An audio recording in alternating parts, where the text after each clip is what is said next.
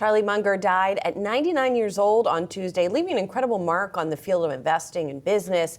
The Berkshire Hathaway vice chairman was considered to be Warren Buffett's right-hand man. In a statement, Buffett said, quote, "Berkshire Hathaway could not have been built to its present status without Charlie's inspiration, wisdom, and participation."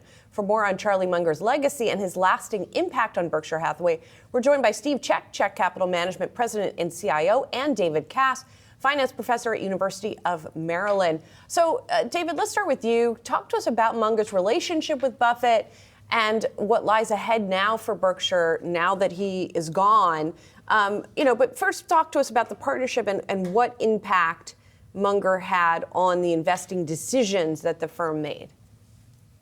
Yes, Munger made a very positive decision, or impression, I should say, on Warren Buffett in the sense that he stressed the importance of investing in growth companies and focusing on the income statement looking forward, not just looking at maybe undervalued bargains on a balance sheet. So that was one of his major contributions. And he also served as a sort of alter ego, as Buffett referred to him as the abominable no man, someone who would check maybe some of Buffett's impulses, that perhaps Charlie disagreed with some potential investments in certain areas and brought that certainly to Warren's attention. So I think they worked extremely well for all these decades. Again, they never had a really major disagreement, although they may differ on their viewpoints. But he brought that sort of a second opinion, so to speak, to Buffett. And the two of them just were certainly thinking on the same wavelength, and together made just a team that I don't think could easily be reproduced. I've said before, there's only one Warren Buffett, and of course there's only one Charlie Munger, and certainly as a team, there was only that one Buffett-Munger team. But I think certainly going forward, Munger's input to the investment process at Berkshire will continue in terms of his principles. Steve, so then my question to you is, as you just mentioned, Munger has played that right-hand man to Buffett, sounding board, acquisitions, buying stocks. For as long as Buffett now stays atop Berkshire, do you think he will be reluctant to pull the trigger on that long-awaited big deal? No, I mean, first of all, I think they thought of each other as the two smartest guys, well, the smartest guy that each of them had each other met. But certainly Warren Buffett is the only one that really swayed Warren Buffett over the history is Charlie Munger. But as far as making the big decisions at Berkshire, that still is Warren Buffett, and that will continue, of course, as long as Warren Buffett is running Berkshire. But boy, he's going to really miss Charlie. I really got the feeling that both men really just kind of worked as hard as they did to almost impress each other more than anybody else. They just loved each other, best friends, and the relationship goes back over 60 years.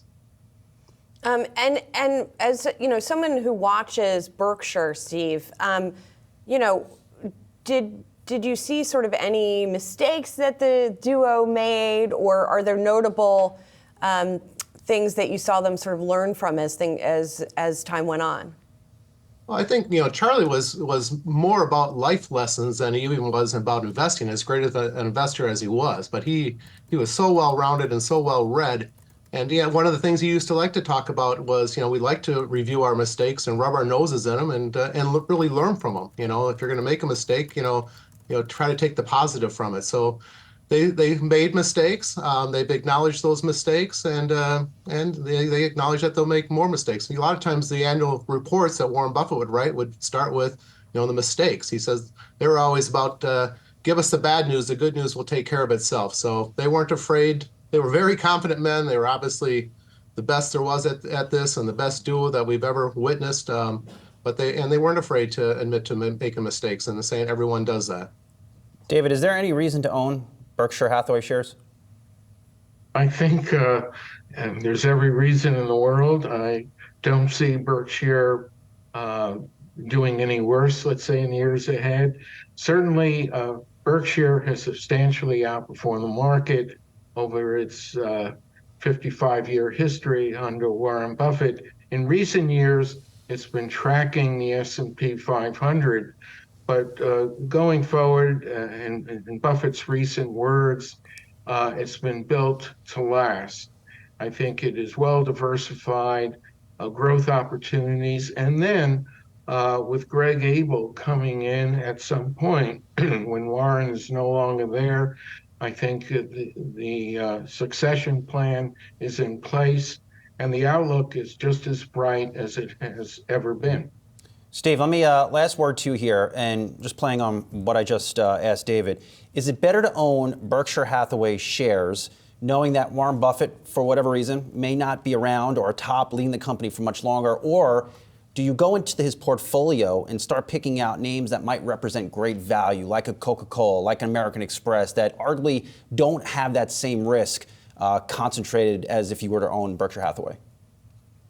No, as David said, Berkshire was built to last, and Berkshire put together the way it's been put together is a much better company than the individual pieces. And so there's a lot of tax advantages in the way it's been put together.